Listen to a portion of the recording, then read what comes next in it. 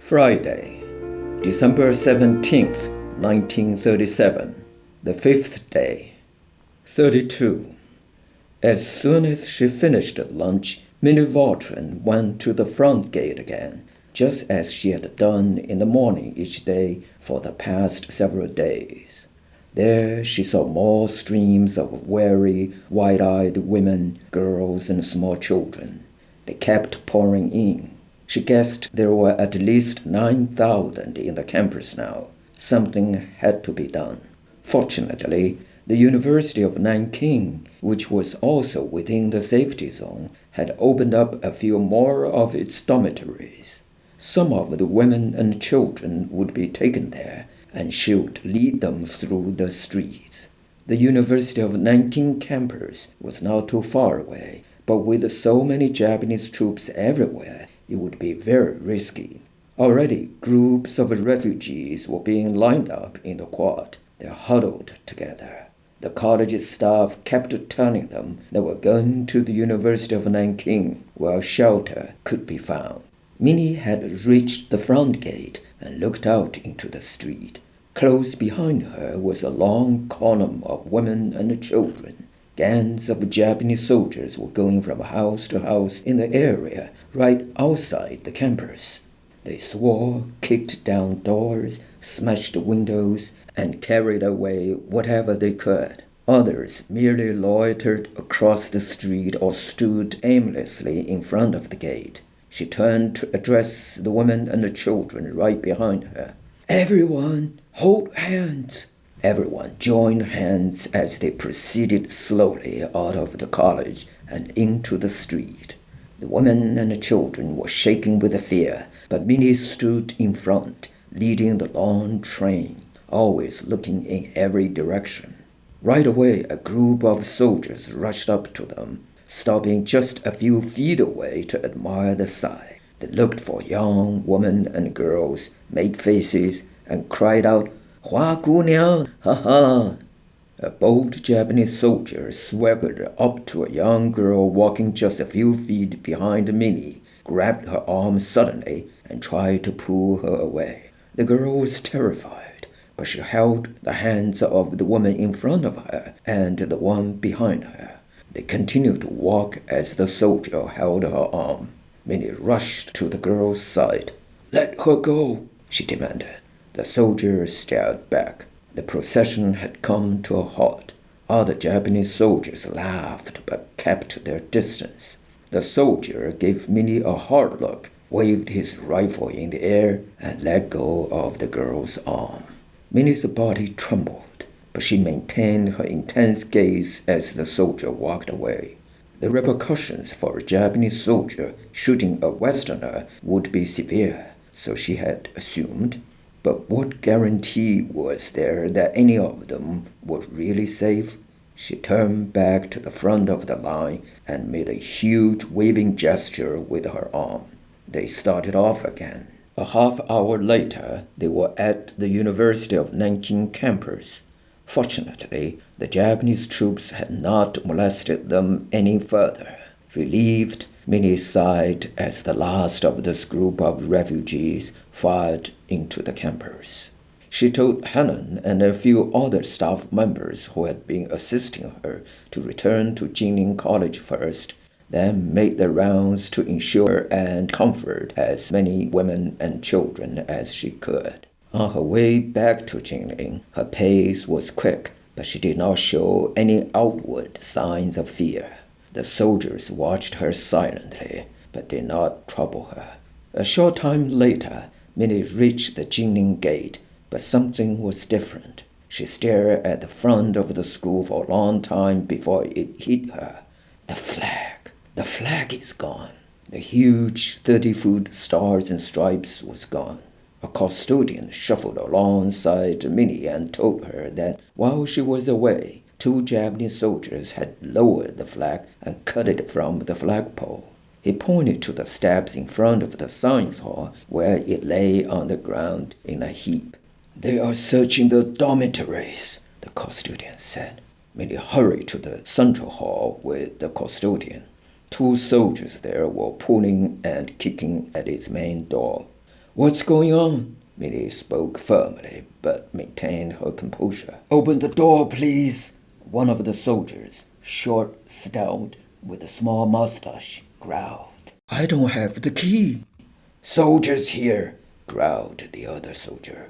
No soldiers. She shook her right hand for emphasis. The soldier with the mustache leaned toward her and slapped her hard across the face.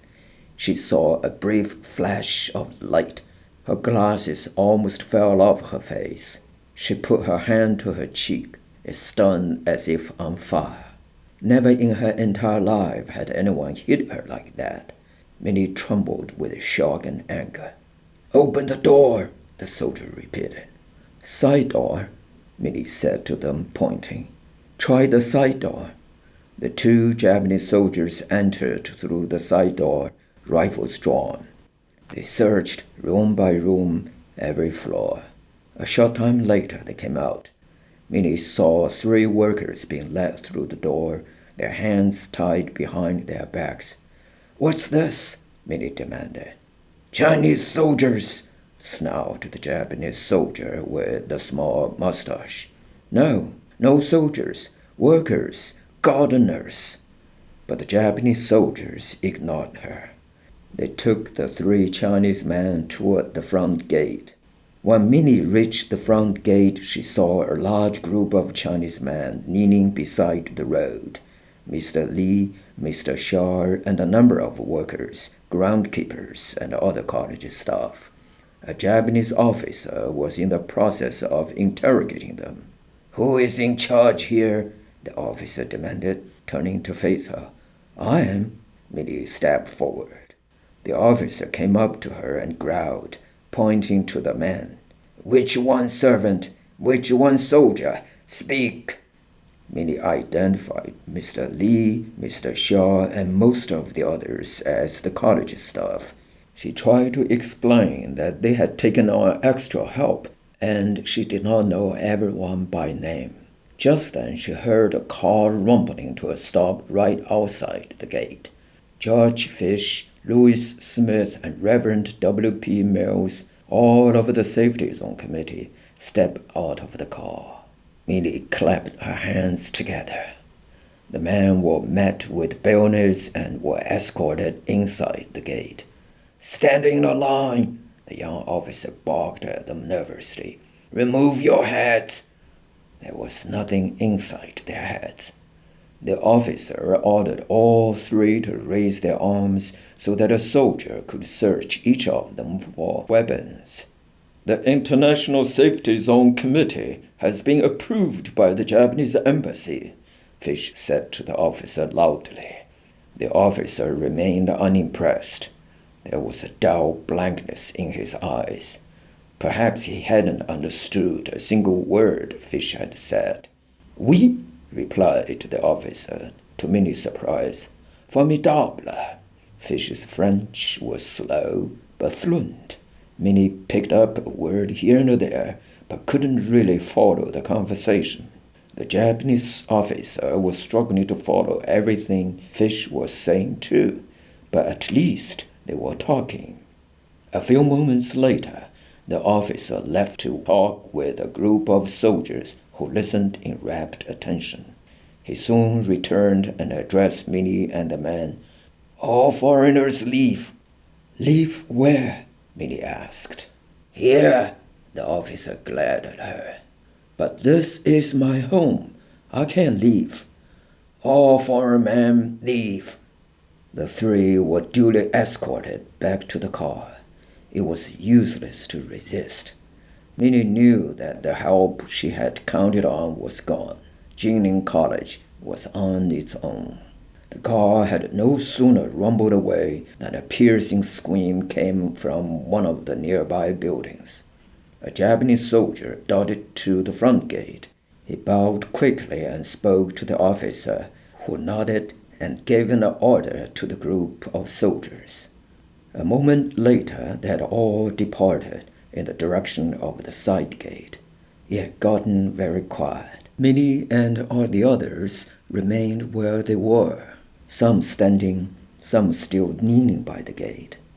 They were not sure if the Japanese soldiers had really left or if they were even allowed to move. After several minutes of silence, the gate man shuffled slowly outside the front gate and looked outside into the street. "They've gone," he whispered to the others. They all got to their feet, unsure of what to do next.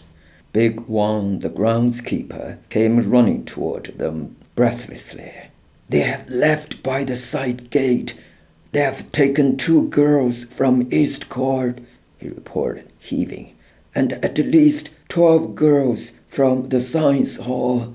Minnie hung her head in silence. They had been fooled.